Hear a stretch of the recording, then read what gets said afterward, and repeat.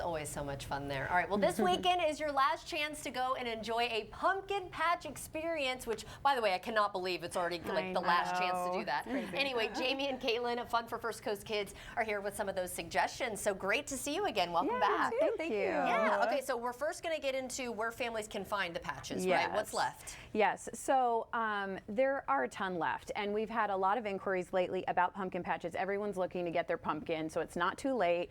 If you've already carved your pumpkin, it's probably decaying somewhere on your porch, so like you've still got time.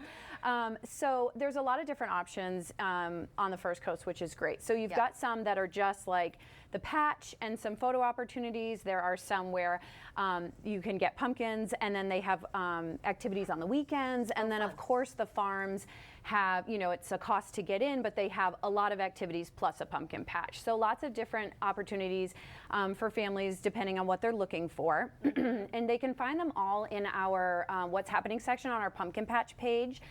We list all of them there, and in the description, it will tell you kind of what to expect at that particular pumpkin patch, so you know before you go.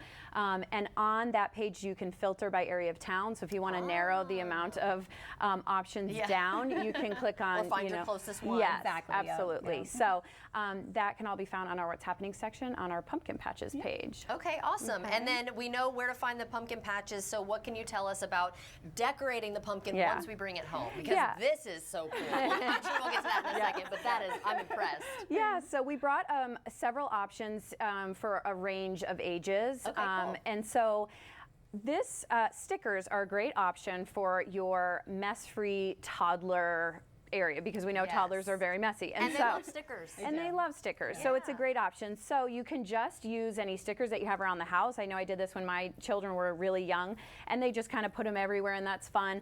And then we found these, which are, you know, face stickers, which I thought were really cool. They were like $3 on Amazon. Really? And I thought it was cool being a, you know, a teacher before I had my children. I love that you can kind of like add the little educational piece to it. You can talk about, okay, where do eyes go? Where does a nose go?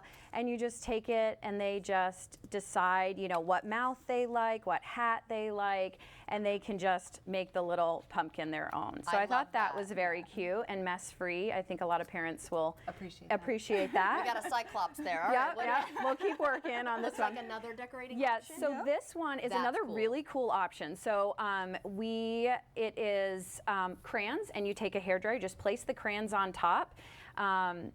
However you want them to fall, and then you take your hair dryer, and I would suggest you put it in a box because it will splatter, and then you just dry it, and as the crayons start to melt, they fall down. And so we did a little bit of that to show you what it looks like. That's so unique. I love cool. that. Yeah, it's very fun. The kids love that. And then what are these for? Yeah, so my kids are a little older, so they love to paint the pumpkins, at least before they can get to the carving stage. So we've got these paint sticks that we found where they dry in 90 seconds. You can use those.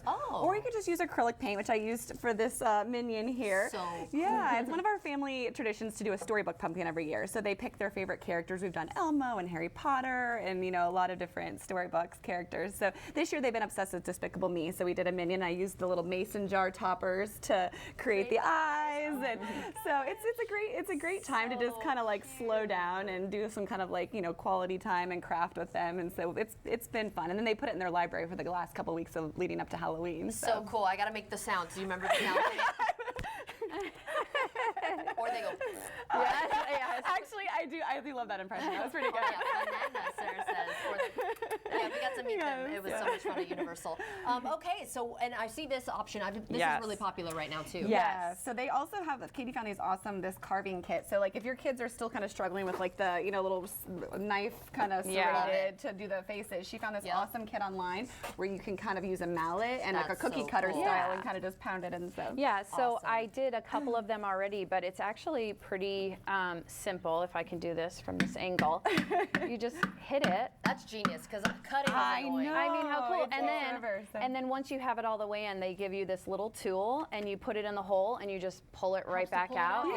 How genius! So can they find all this on funforfirstcoastkids.com? Yes. Okay. So all of the Halloween events, pumpkin patches, trick or treating events, like anything that you want to find. We have 200 things listed on our calendar this weekend. So just go to fun4firstcoastkids.com. Awesome. Ladies, great to see you as always, and have fun this weekend. Thank you. And we'll be right back.